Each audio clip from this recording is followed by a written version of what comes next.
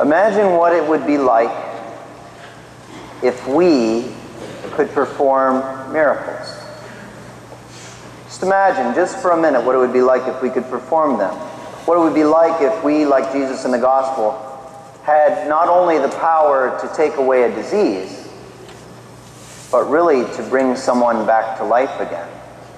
Can you imagine having been commanded that wherever you go, you have to shout at people so they will go away from you? Not as if you're lonely enough already because you have this leprous disease, that you're in a colony with people that you don't even know, but eventually would come to know, I imagine. That you're away from your family and your friends, but now wherever you go, you still have to shout and say, "Get away from me, because I'm unclean." The power to bring someone seemingly dead back to life again and re-welcome them into the community. You know, I imagine sometimes it's hard for us to even begin to understand what a leper would go through in the ancient world. Because now we actually have a cure for Hansen's disease or leprosy. But back then they did not. There's this book I received a few years ago by Max Lucado called Just Like Jesus. And in his book, he talks about what this must be like for the encounter of this leper with Jesus. And I'd like to read this little excerpt for you tonight. "For 5 years, no one touched me. No one. Not one person. Not my wife. Not my child. Not my friends. No one touched me.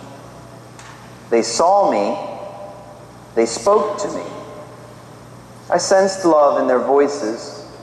I saw concern in their eyes.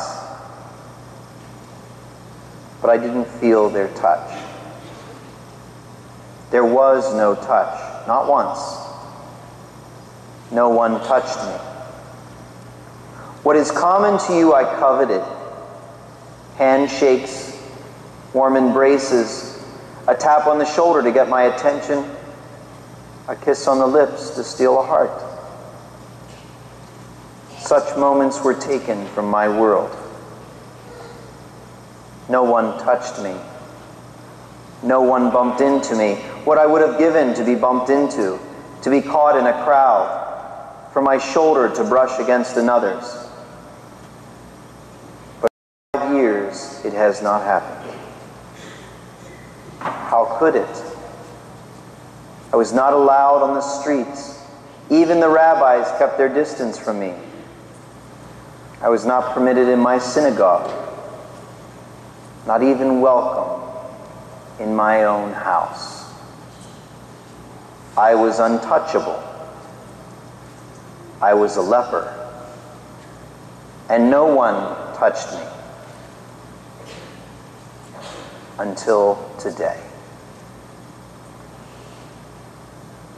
There is a theologian who's reflecting on the healing power of Jesus, and he says this: I wonder, as Jesus healed so many of these people, how it affected him.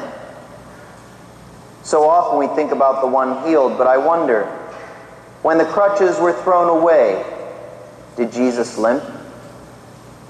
Did his eyes dim when the blind could see? Did his life weaken when Jairus' daughter was awakened? Did scales appear on his skin as the leper was healed? The gospel said that power went out of him. But as power went out, did pain come in? And you imagine, even if this were true in the case of Jesus, that he never stopped healing, regardless of the suffering that it might cause him. Imagine what it would be like if we had that healing power of Jesus. If we, like the psalmist today in Psalm 32, can heal offenses and free us from the burden of our sin. What would that be like? And what if we could heal even those ones who are untouched? Would we? If we could heal them, would we? What if it meant that our pride would limp? That the perception we had of ourselves might become dim with such a healing? That we might suffer some pain of our own because we reached out our hand to touch another? That for a moment perhaps we would become the leper, having healed another? What if we could heal a leper? Would we? Because if we wanted to, if we want to, we can.